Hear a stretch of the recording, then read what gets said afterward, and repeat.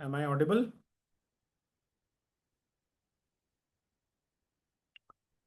Am I audible? हाँ जी। Okay.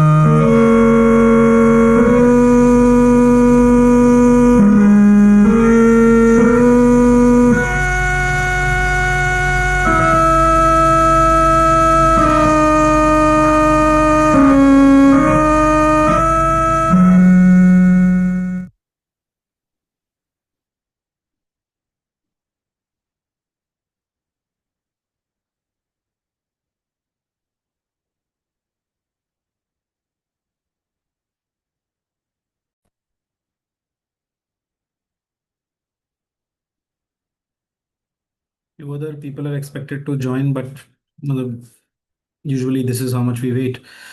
So today we'll be beginning this new chapter, Kurukshetra, fifth chapter of the book. Um, so far, basically, I mean, the last chapter took a long time, the core of the teaching. Uh, as the title suggests, it is the essence of the Gita's teaching and the three steps of the Karma Yoga, Jnana Yoga, Bhakti Yoga. We went through all that quite deliberately, as deliberately and consciously as needed. That's why the extra time taken, plus I was not available for some of the Fridays. So essentially, so far, what he has done in the book is first chapter, our demand and need from the Gita, very clearly specifies that we are going to look in the Gita what is needed for our spiritual needs. Fundamentally, this is what he says there. No, it's not for dialectics, it's not for Vad Vivad. Gita Shastra hai, Shastra nahi hai. Uska purpose is not to win debates. Its purpose is to solve the problem of life and to address our spiritual needs, right? Then in the second chapter, he says that there are three things fundamentally. The nature of the teacher, the divine teacher, the nature of the disciple, the human disciple, and the basically the essence of the teaching and the context of the teaching. That is the sum and substance of the next three chapters, which we have done quite thoroughly, right? So I think with this background, we can start reading this new chapter, right? Who would like to read? Anybody? Anybody? Srinivas ji has joined today. So, Srinivas ji from Hyderabad. yes. Namaste, Srinivas ji. He is not responding. Okay. Should I read? Yes, please, please. Okay.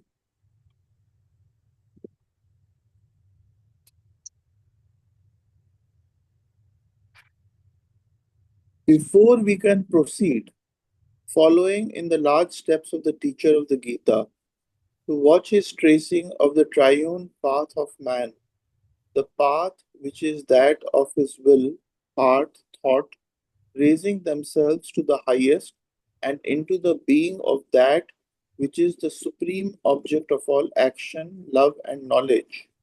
We must consider once more the situation from which the Gita arises, but now in its largest bearings as a type of human life and even of all world existence. For although Arjuna is himself concerned only with his own situation, his inner struggle, and the law of action he must follow, yet, as we have seen, the particular question he raises, in the manner in which he raises it, does really bring up the whole question of human life and action, what the world is and why it is, and how possibly, it being what it is, life here in the world can be reconciled with life in the spirit. And all this deep and difficult matter the teacher insists on resolving as the very foundation of his command to an action, which must proceed from a new poise of being and by the light of a liberating knowledge. Right. Thank you, Himanshuji. Thank you. So, Kurukshetra, that is the chapter title. I mean, we know why the battlefield is named that, and Parshuram had fought many battles over there. He had basically drenched the soil in blood. I mean, before the Krishna avatar. That's the historical part of it. And maybe it fell in the Kuru region and it was a field. That's why it's called Kurukshetra. Whatever it is, the connotation that it has is that of a battlefield. इस पे वो आएंगे, so let me not anticipate too much. Before we can proceed, following in the large steps of the teacher of the Gita, to watch his tracing of the triune path of man. ये जो triune है, this he had explained in the last paragraph, that you begin with Karma Yoga and then gradually it merges into the path of Jnana Yoga, and then gradually it merges into the path of Bhakti Yoga, so that the three paths become one. Okay. And as a just for sake of understanding and explanation, we had said that which are the three main parts in our being by which we practice yoga. It is the will, by offering which we practice karma yoga. It is the heart and emotions through which we engage in bhakti yoga, and the intelligence part, the thinking mind and all that, through which we engage in jnana yoga. Now, none of these can be separated. They're all working together simultaneously. So it has to be triune. It cannot be separate. But yes, we begin with karma yoga because if the insistence is on jnana or bhakti in the beginning, then invariably there is the tendency to give up action. That is why you begin with action, and no matter what happens, that is not given up.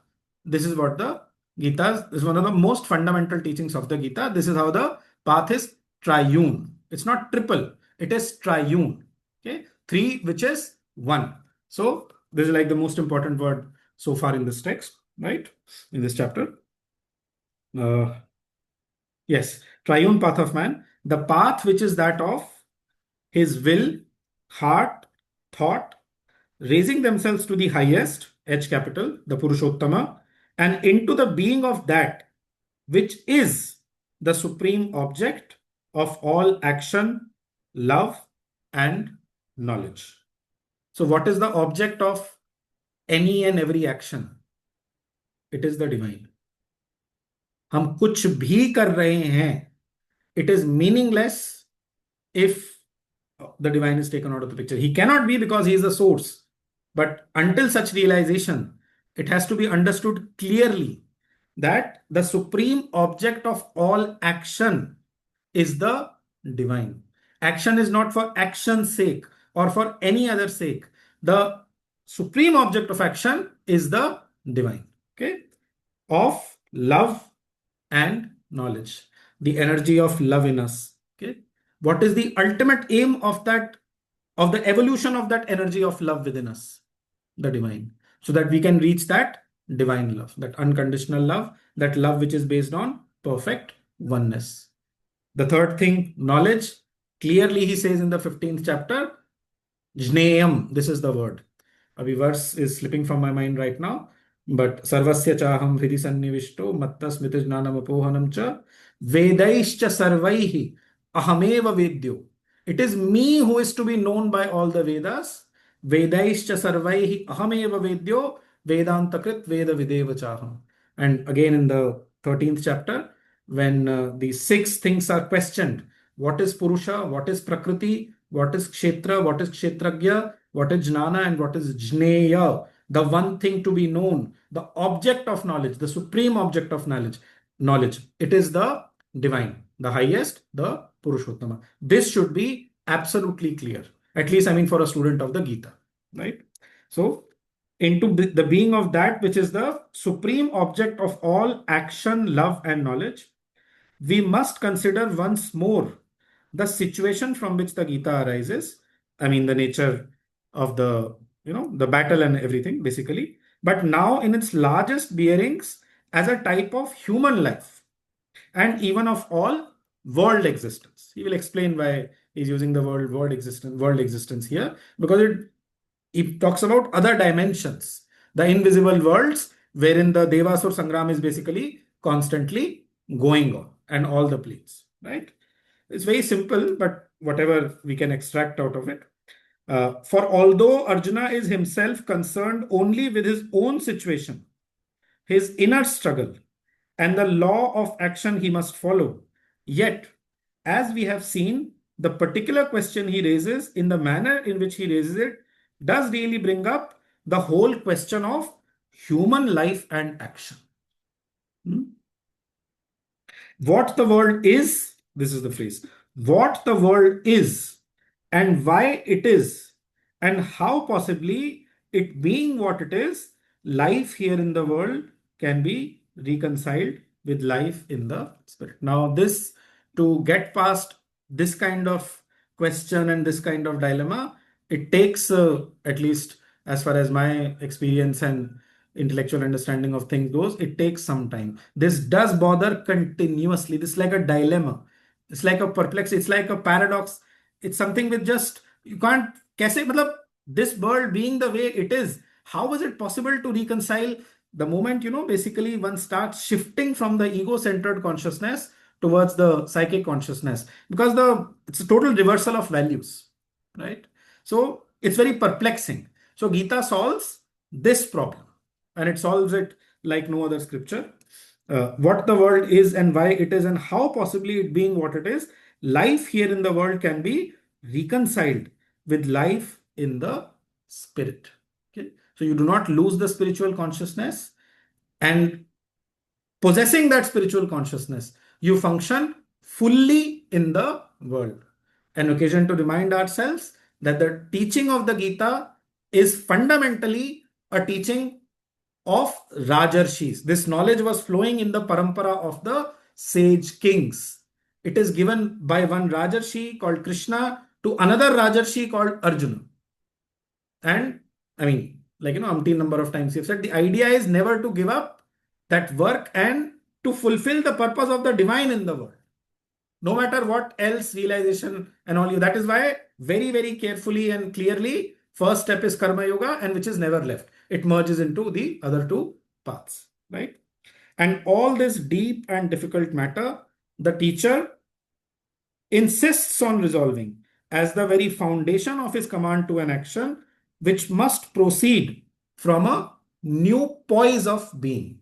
So he could have simply told him, you fight and it is my adesh and this and that, but no. The whole consciousness is changed. He is taken into his soul consciousness. He starts with the indriya, na? He has that, he's having trembling and he's having horripilation and he's sweating and his mouth is getting parched. From that level of indriya, indriyani paranyahu indriyebhyah param manah manasastu para buddhihi yo buddhehe paratastu saha. By the time the Gita ends, Arjuna is fixed in that saha, that, his soul consciousness, and he's working as an instrument. And he says, karishye vachanam tava. I will do what is your word. I will do as you say, right? So an action which must proceed from a new poise of being. This new poise is established in him and by the light of a liberating knowledge. Simple enough paragraph. But still, if anything is there, any question, any comment or anything before moving to the next one? Anybody? Anybody? No? Okay. Then we can read the next one. Yeah, this is quite simple actually. Who'd like to read? Shweta? Okay. But what then is this? Yasir.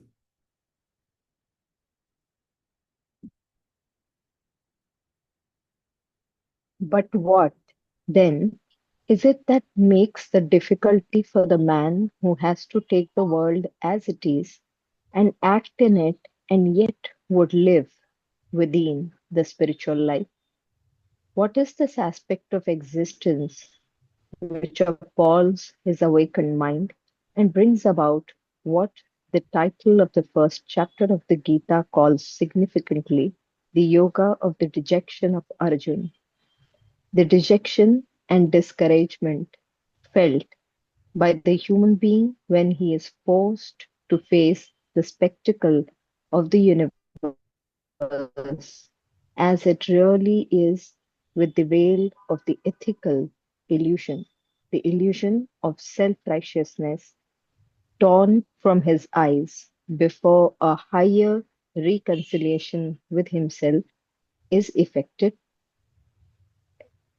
It is that aspect which is figured outwardly in the carnage and massacre of Kurukshetra, solely by the vision of the Lord of all things as time arising to devour and destroy the creatures whom it has made.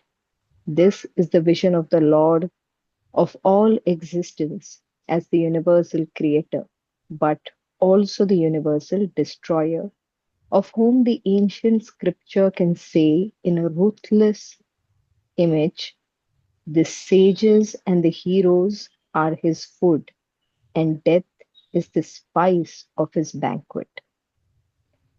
It is one and the same truth, seen first indirectly and obscurely in the facts of life, and then directly and clearly in the soul's vision of that which manifests itself in life. The outward aspect is that of world existence and human existence proceeding by struggle and slaughter. The inward aspect is that of the universal being fulfilling himself in a vast creation and a vast destruction. Life, a battle and a field of death. This is Kurukshetra. God the terrible, this is the vision that Arjun sees on that field of massacre. Right. Thank you. Again, relatively simple, but we'll just try to deep dive. But what then is it that makes the difficulty for the man who has to take the world as it is and act in it and yet would live within the spiritual life? What is summed up in the 2.48 of the Gita? Yogasthaha Kuru Karmani. Being stationed in a state of yoga, you do works, you engage in action. Right? We referred to this several times. What then is it that makes the difficulty for the man who has to take the world as it is and act in it and yet would live within the spiritual life? That's the problem before us. What is this aspect of existence which appalls?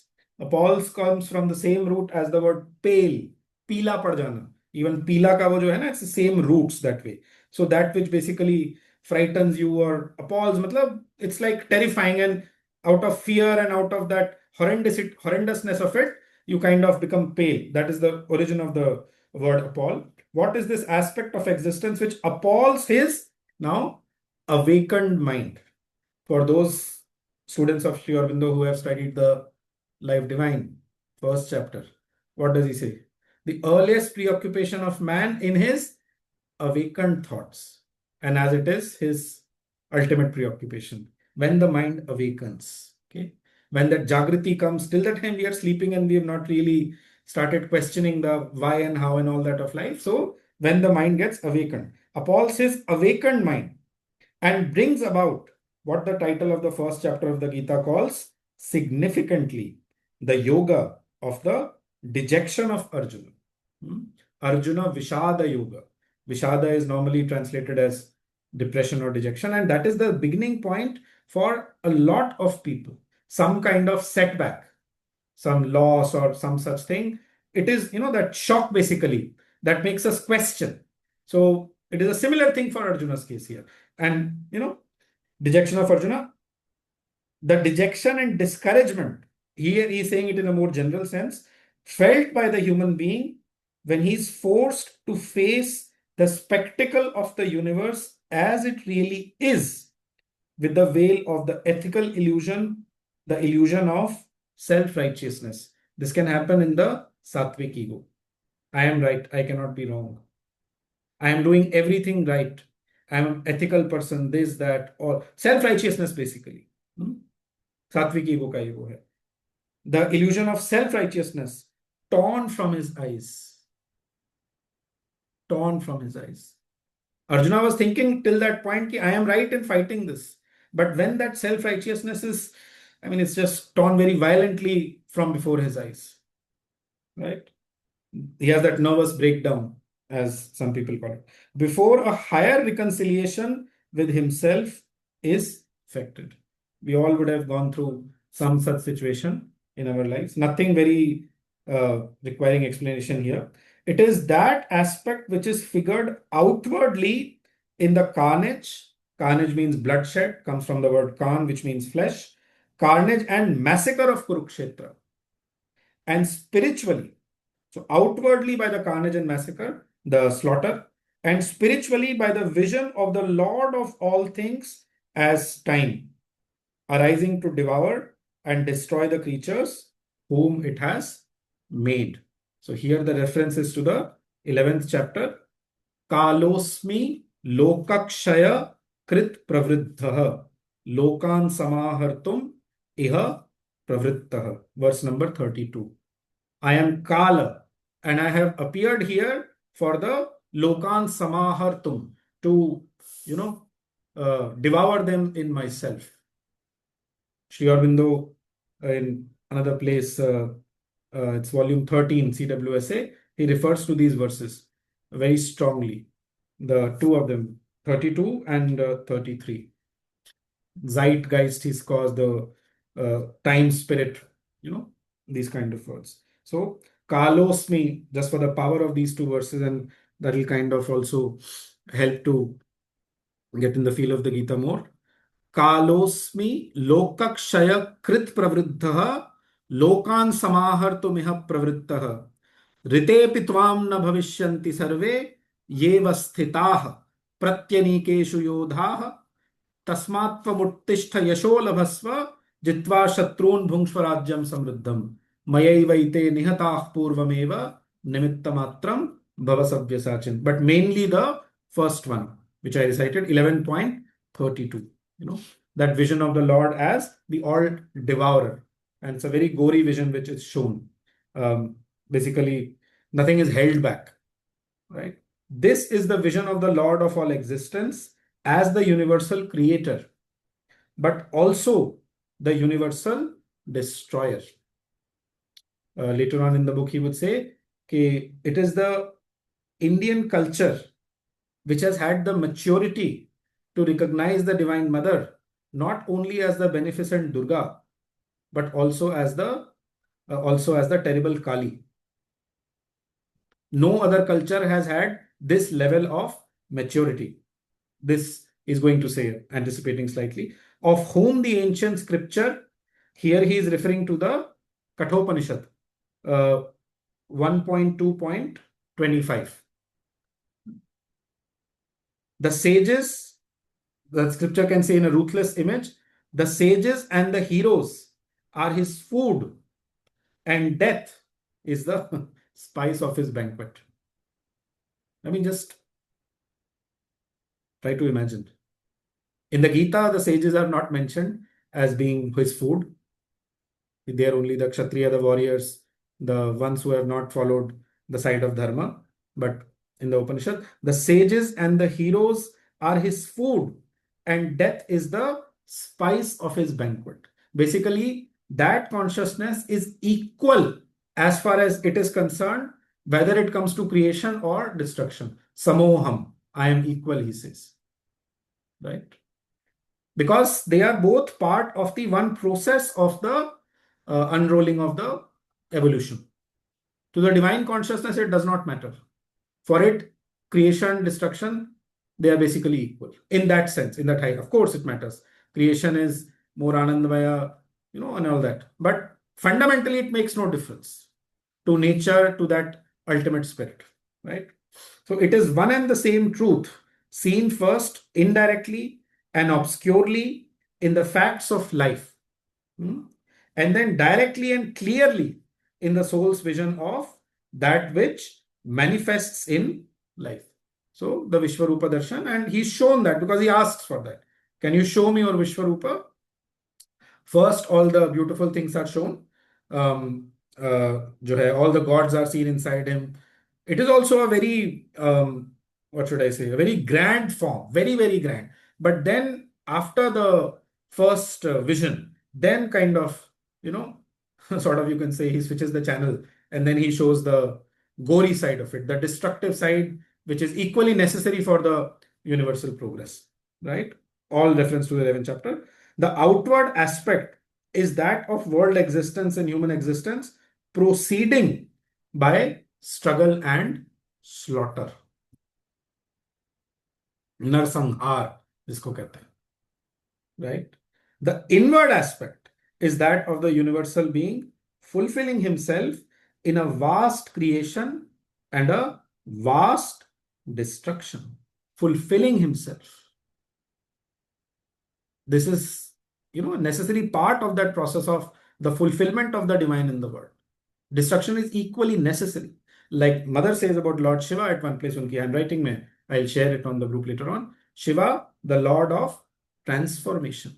Usually he is said to be the destroyer, right?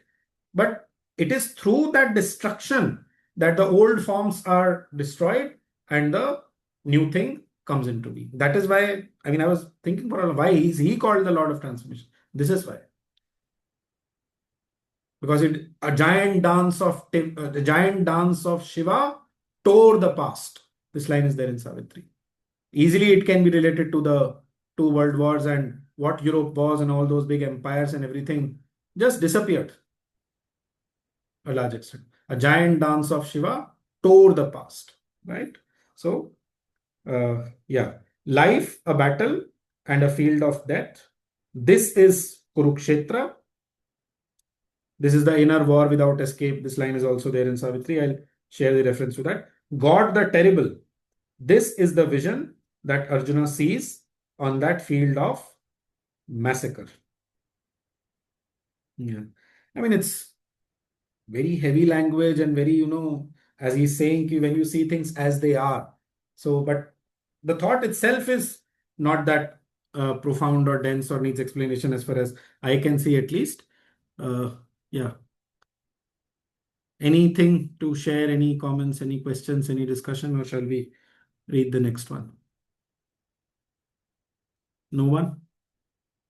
Okay. We move on. Who will read the next one? Archana ji? War, said Heraclitus, is the father of all things. War is the king of all. And the saying, like most of the apothegm, how do you say that word? I wouldn't know actually. I think the PH after the APO would be silent. Apothegms, I think. Like most of the apothegms of the Greek thinker, suggests a profound truth.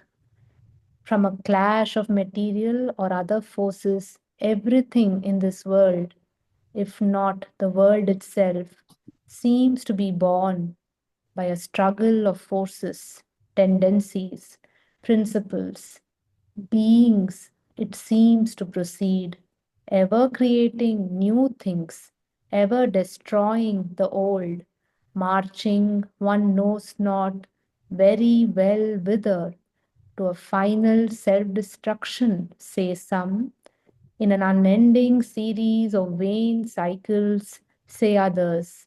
In progressive cycles is the most optimistic conclusion, leading through whatever trouble and apparent confusion towards a higher and higher approximation to some divine apocalypse.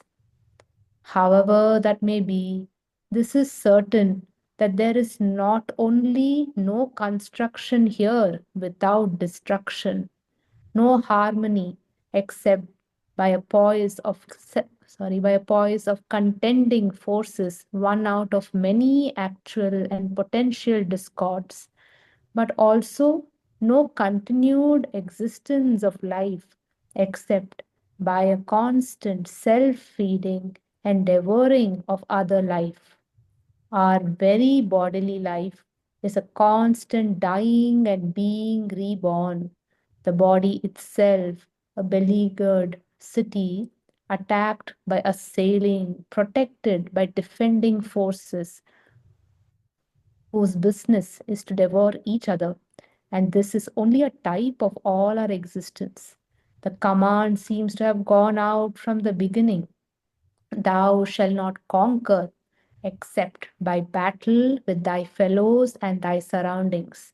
Thou shalt not even live except by battle and struggle and by absorbing into thyself other life.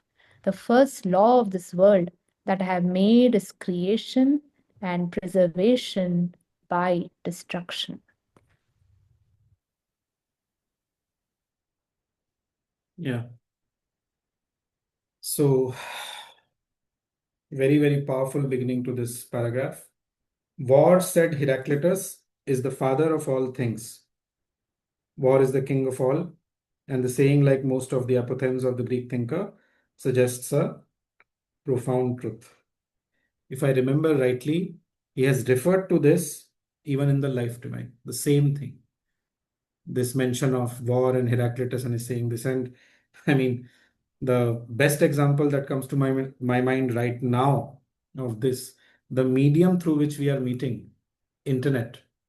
It started out as what is called ARPANET. It was a project of the Department of Defense of the United States during the Cold War period, sometime in the late 1960s. So even such a useful thing as the internet, I mean, supremely useful nowadays, we can't even imagine. The origin of that was the Cold War, and it was started as a project of the Department of Defense of the US. I might just say here as a additional information that Sri Aurobindo seems to have a great regard for this Greek thinker Heraclitus. There are 9 essays on him. अलग से एक book भी आती है, पहले तो आती थी, अभी मालूम नहीं. They are there in volume 13, essays on philosophy and yoga on Heraclitus, right? So War, said Heraclitus is the father of all things. Everything comes out by that struggle, by that friction, basically. War is the king of all. From a clash of material or other forces, everything in this world, if not the world itself, seems to be born. I mean, there is a push and pull basically going on. Trying to think of the atomic level, if we can go that deep. I mean, what we are told is that outside the nucleus, these electrons, they are jumping in the orbits. That can't be called a war that way. But again, what other elements are in place? See, again, if the principle is the same, the principle of the principle of growth by struggle and all that, then that would be true at all levels, from the most macrocosmic to the most microcosmic, right? But right now, no clear this thing is coming regarding that. But basically, from a clash of material or other forces, everything in this world, if not the world itself, yes, the word I was looking for was disequilibrium hota hai uske andar. And it is that disequilibrium which, it is very much there. They are shifting, and when they release those packets of energy, that is how, ultimately ye sara jo atomic energy ka play hai, that comes into being. But it is there, even at that smallest level jo discover hua hai through the physical means, it is the same thing which is seen. Some kind of disharmony, some kind of disequilibrium, for whatever reason. We may not be able to point out the exact forces at play, right? But it is there. Okay.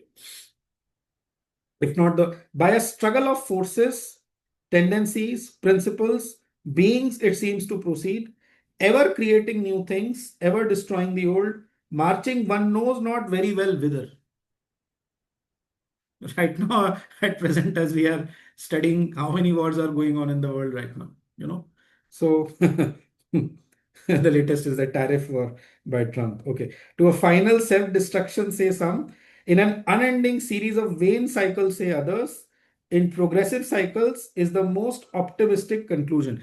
I mean, I don't want anybody to become pessimistic while reading this chapter after it, but as Sri Aurobindo said, that veil of ethical illusion will be torn away from your eyes. Okay. So one has to be ready to see things as they are.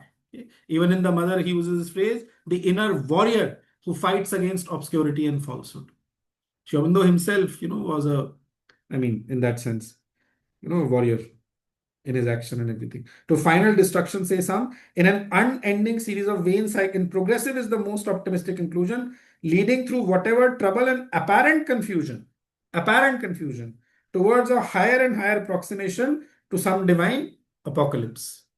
Apocalypse meaning a kind of culmination, right? However that may be, this is certain that there is not only no construction here without destruction, no harmony except by a poise of contending forces, one out of many actual and potential discords, but also no continued existence of life except by a constant self-feeding and devouring of other life, right? So till the time we did not discover in physics and all that biology that plants have life. So, we're only thinking that we are eating life when you're eating non-vegetarian basically, but everything has life. Everything has life. What is it that does not have life? Even at the physics level, I'm saying, it was proven that, what was his name? J.C. Bose, Jagdish Chandra Bose. Tin was the element which he had used primarily. He showed that there is life even in metals. That is another matter, that because the Western people were dominant at that time, so his research was suppressed. And this fact is not so well known as it should be, right? But life is there at all levels. And this is basically talking about survival. Even for continuing your own life process, Jivana Yatra, jisko Gita bolti hai, Sharir Yatra, sorry, not Jivana Yatra, Sharira Yatra Pichaye na prasiddhed akarmanah, in the 3rd chapter beginning, right? So, no continued existence of life except by a constant self-feeding and devouring of other life. This happens at all levels. बड़ी मछली छोटी मछली को खा रही है, this is happening at all levels. हर जगह देख लीजिए. In so-called spiritual organizations also, the big egos are trying to devour the small egos. Just by, anyway, it's happening. It's ubiquitous. Everywhere it is there, right? Our very bodily life is a constant dying and being reborn. Doctors say that in 7.5 years, the entire cells, I heard in a talk of Alok Da, is 7 years, I think 7 or 7.5 years, the entire body changes, all the cells completely change. Of course, doctors are more qualified to say such things. The body itself a beleaguered city, attacked by assailing, protected by defending forces. वही जो WBC होता है, the army of the body fighting against the assailants, the microbes and all that, right? 10th standard biology, whatever, whose business is to devour each other, and this is only a type of all our existence. So this Kurukshetra, this battle, this devouring and all this, it is ubiquitous without exception. And बिल्कुल last में एकदम clear कर देंगे. Now I am not sure whether this is a quotation from somewhere or he's just writing in this style. Most probably he's just writing in this style. It is not a quotation. The previous one was a quotation. वो scripture word वहां लिखा हुआ था, so I was able to find it. The command seems to have gone out from the beginning. Thou shalt not conquer except by battle with thy fellows and thy surroundings. See again, to feel love and oneness is to live. That is like on the last page of Savitri, page 724. That is the ultimate. That is the ultimate. But in the meanwhile, you cannot ignore this aspect of Kurukshetra. I might say as an example, in the 1965 war with Pakistan, Mother sent these few sentences from the essays on the Gita. I'll read them out. Contextual hai. One second. And in the Foundations of Indian Culture, Sri Aurobindo says that we are in the middle of a cultural war, and to lay down your arms in the middle of it, it is to submit to sure defeat. I will share the exact words. I was actually a little struck when I read it in that book. Okay, this is what all these Jaipur dialogues people हैं, सब लोग जो बोल रहे हैं nationalists, it's a war going on. War in that sense that, the fight between the two paradigms in the world, the two major paradigms, the Oriental and the Occidental. To be more precise, between the Indian and the European or Western paradigm, right? Indian being based on the spirit and the psychic, and the Western hemisphere being based on the body, mind, life, taking that as the main thing, right? I'm just pulling that quotation of very powerful, and since it has the names of Shiva and Vishnu in that also, Rudra, sorry, it drives the point home to the Hindu mind. One second. I'm sorry I had not pulled it out earlier.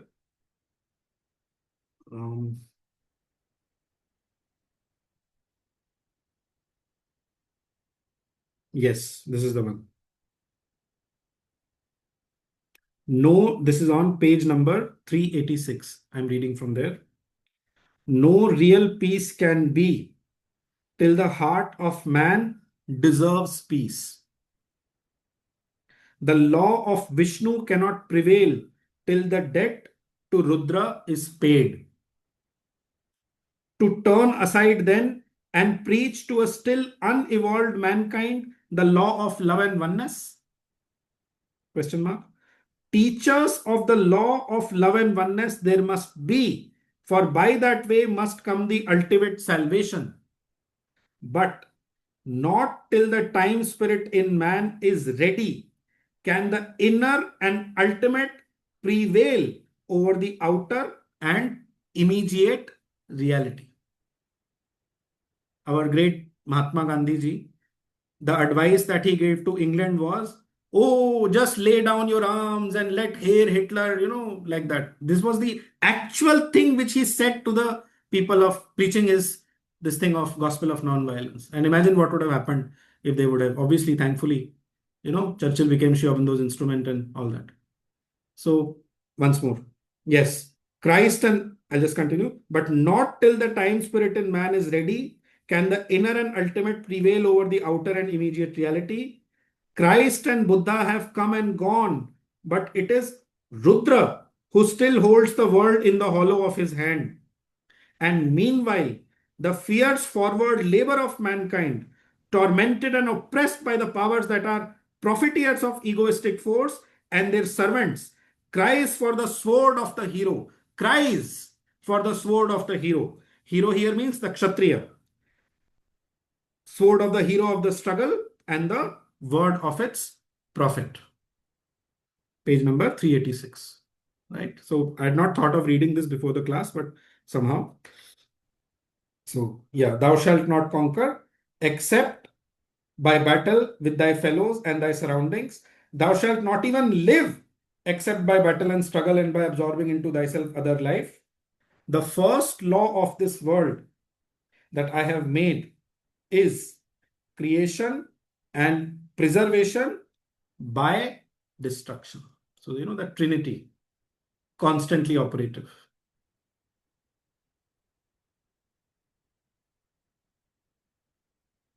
You can read one more para if there is no discussion, question, comment, anything. Anmol, Yes, sir. if you see the 3 paragraphs that we read, Yes. the linking aspect is he's bringing this, and I think it got highlighted by what you said, that if you move to the second poise, because the first paragraph ends by saying, to an action which must proceed from a new poise of being and by the light of a liberating knowledge, right? Mhm. And in the next paragraph, it spells out, it gives you the contrast that if you are stationed in this poise, right, then the perspective is different. So what he's trying to show is that even if you are evolving to being stationed in a poise like this, the law of this nature itself, The law of this world cannot be escaped by wishing it away. absolutely, that the first law of this world that I've made is creation and preservation by destruction. So that is like the foundation that you cannot overlook, oversight. You need to understand that. But if you are stationed in the second poise, how is it different then? Second poise meaning?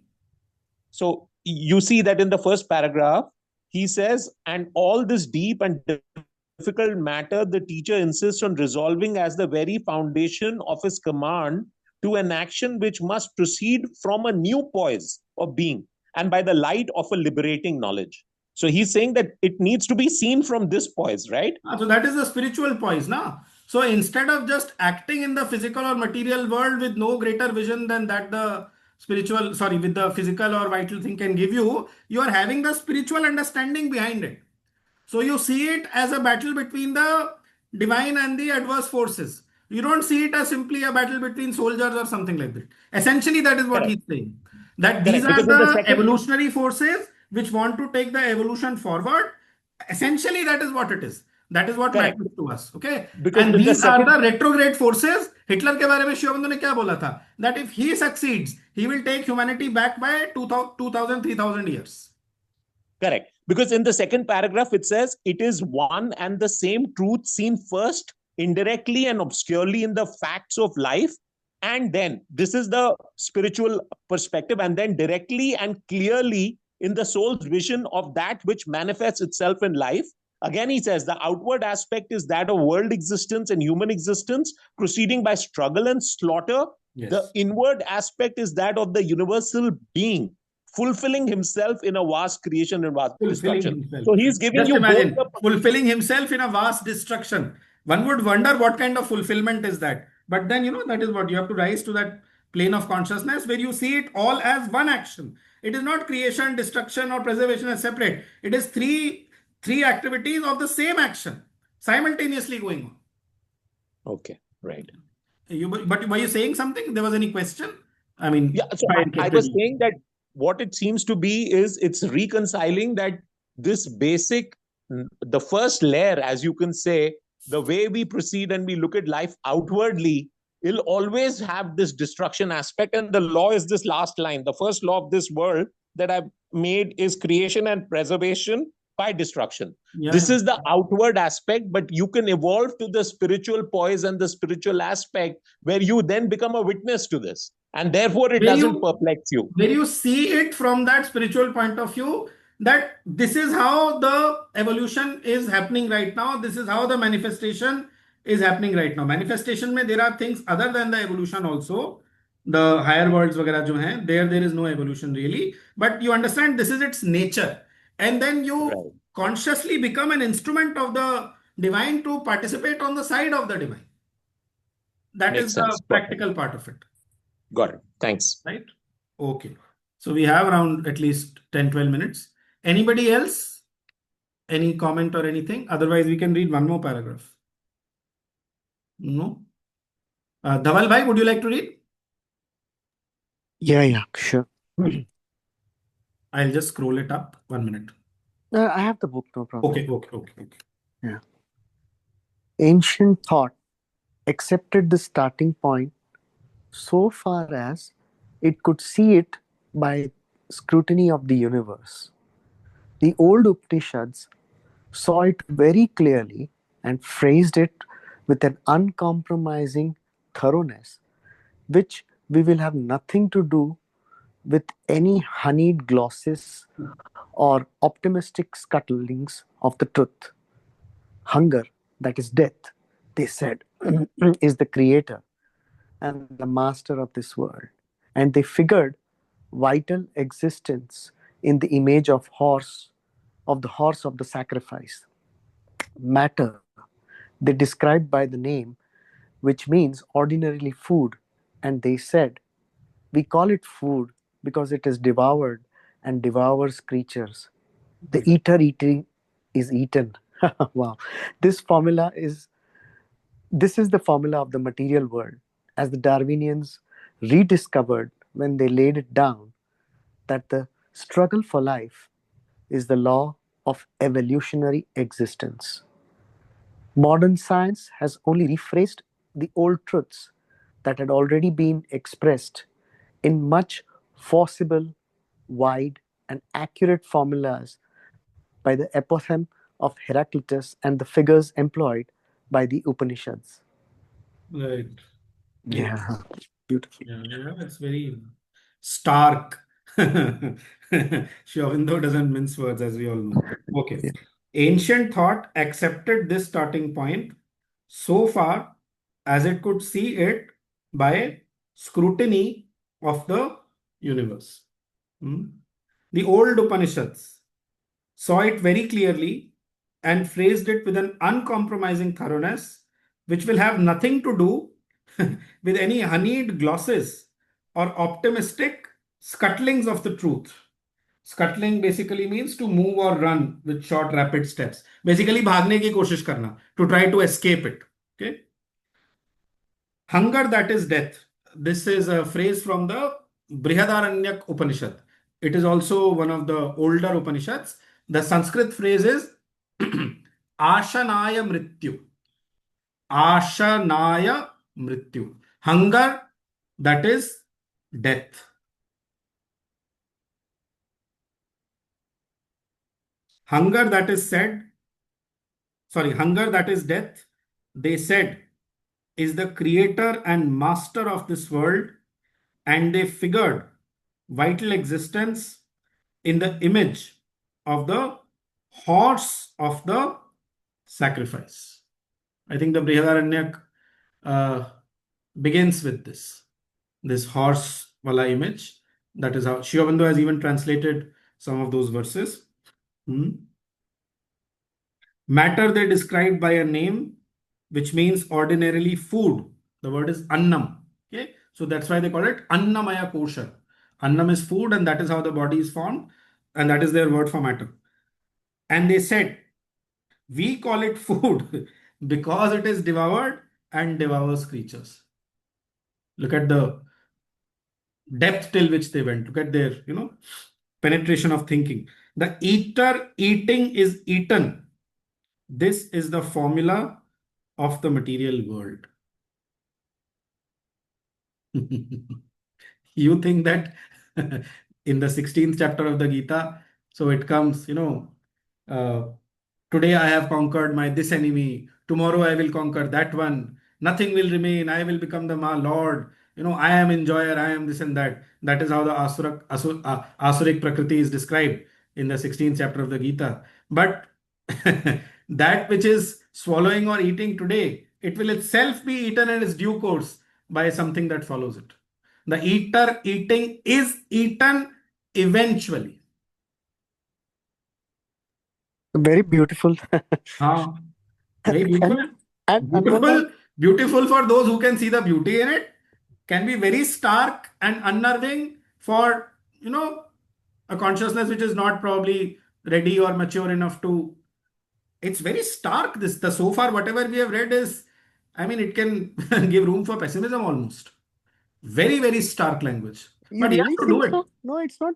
Really, you think so? It In a will give- sense, it's all, devouring, and the language that I'm talking about, the language, of course, Language. Yeah, is yeah. presenting things just as they are.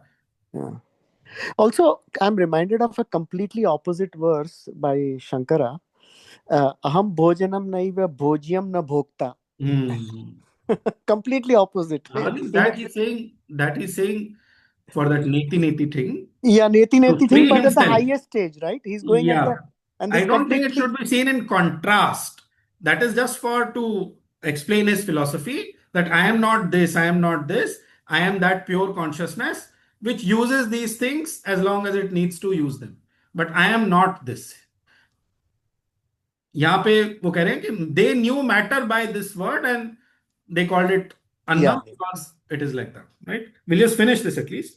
As the Darwinians rediscovered when they laid it down that the struggle for life is the law of evolutionary existence, survival of the fittest, the whole theory of the West, जहाँ से वो आता है. The difference being in that, in my understanding, is here it's not competition and survival of the fittest that way, okay? But because the Indian culture and this part of the world is more spiritually evolved that way, therefore that idea of cooperation and all that is there more. Competition there was here also. The Mahabharata happened and all that.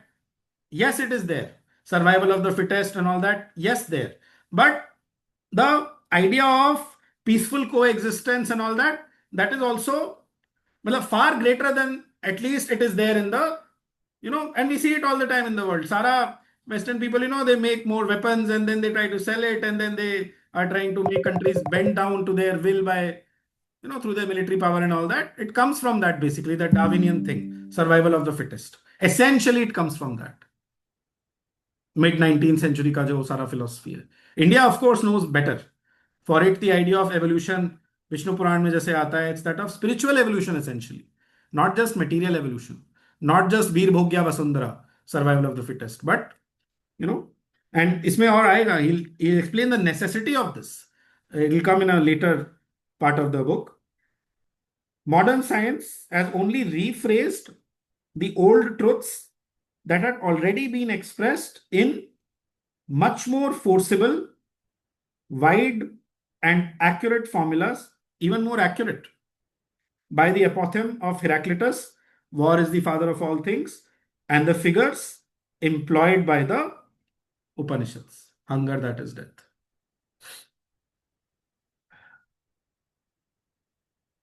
I'm just trying to think how it is more accurate. Forcible, it certainly is. Wide, it certainly is because it covers a larger gamut. Accurate, not able to understand immediately how it is more accurate than the Darwinian expression. Yeah. But at least what Sri Aurobindo is indirectly referring to here, I mean, I have to refer to something from The Secret of the Veda, wherein he kind of puts modern science in its place by saying that the ancient people, they knew things far more deeply. Lightning to their chariots, something like this, it is there. They may not have yoked the lightning to their chariots. I am extending this because there's only 3-4 minutes left, and I don't think we'll be able to do the next paragraph. Or else, if there is anything to discuss or any question, then we can do that. I can skip the quotation. No? Okay. Chariots, 1 minute. It's very, very powerful. That's why. Lightning to there. Yes. So this is saying about in the defense of the Vedic rishis and the dishonest 19th century scholarship, which was trying to project them as barbarians and all, right?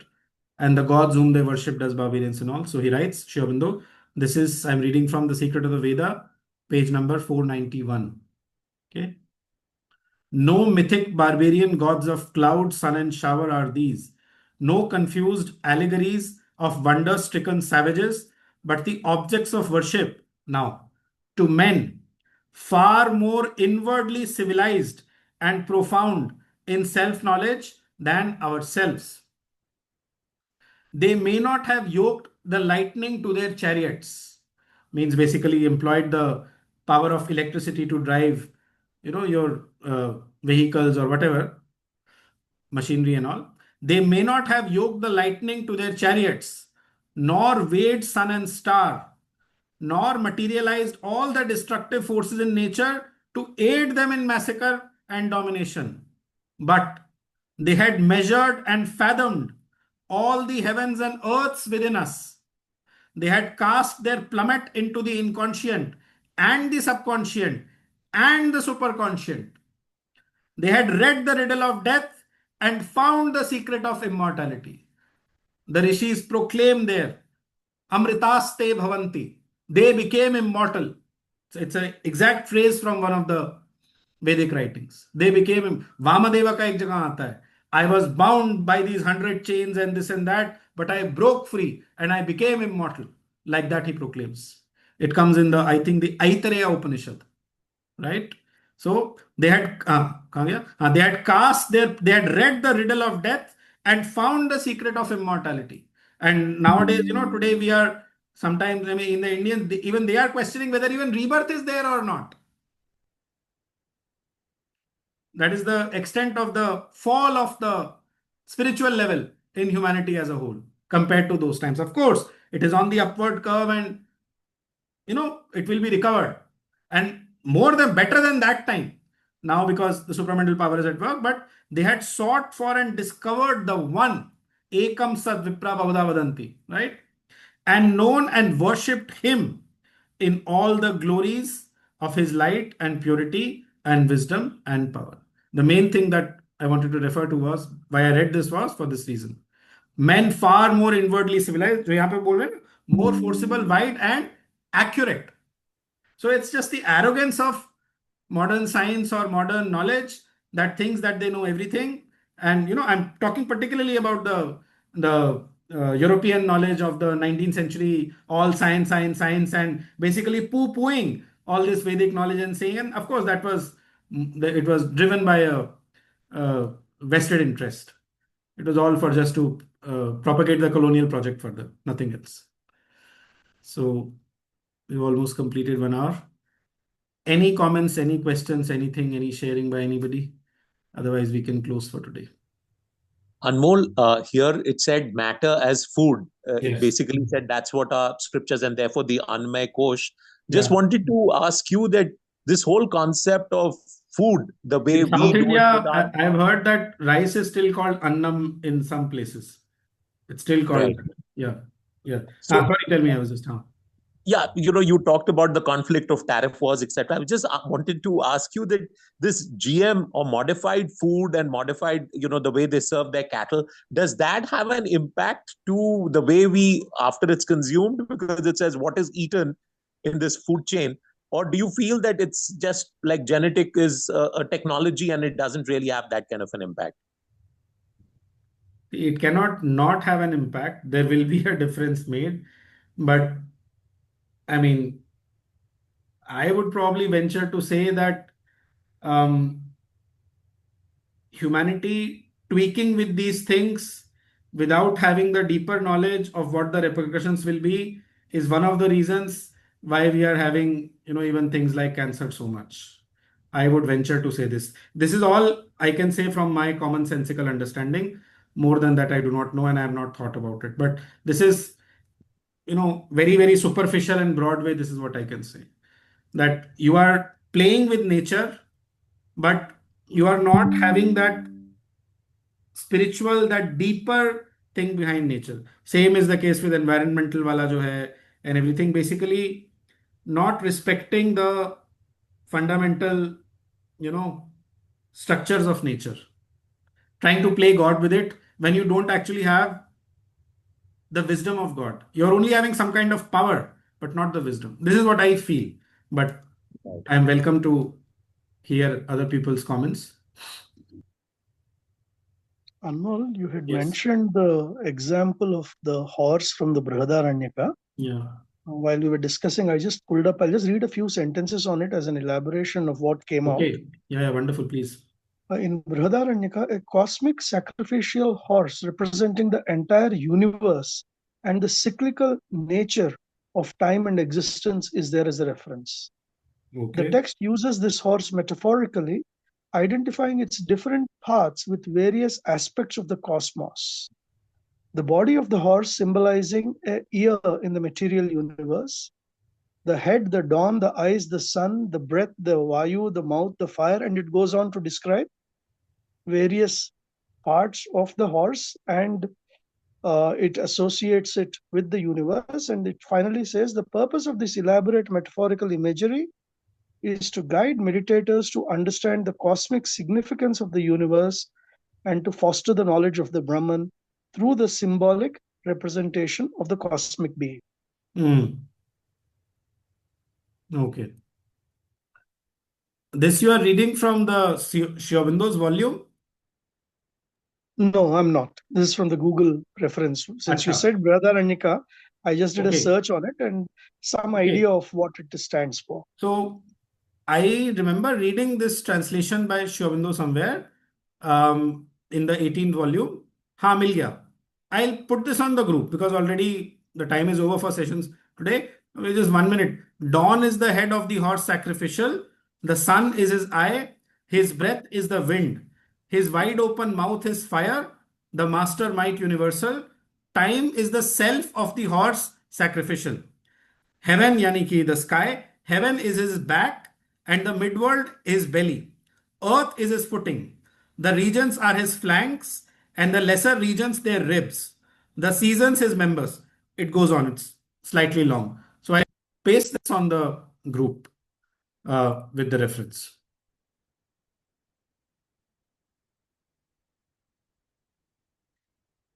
Shall we close with a minute of silence? Okay.